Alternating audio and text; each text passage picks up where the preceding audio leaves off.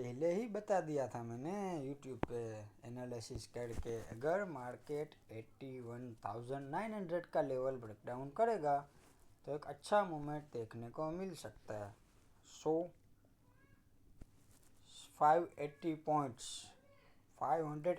Points का सीधा fall एक बार तो दे दिया, सेकंड टाइम आया हमारे लेवल पे, वहाँ पे भी फिर से फॉल किया मार्केट ने और वहाँ पे दिया 800 पॉइंट्स का ब्रेकडाउन।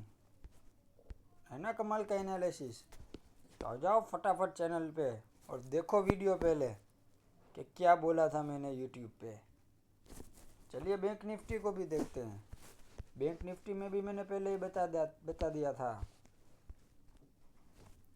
55,100 का लेवल ब्रेकडाउन करेगा तो एक अच्छा मूवमेंट देखने को मिलेगा।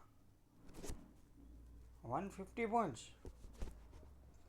आ जाओ फटाफट यूट्यूब चैनल पे सब्सक्राइब कर लो और डेली एनालिसिस के वीडियो शो करो।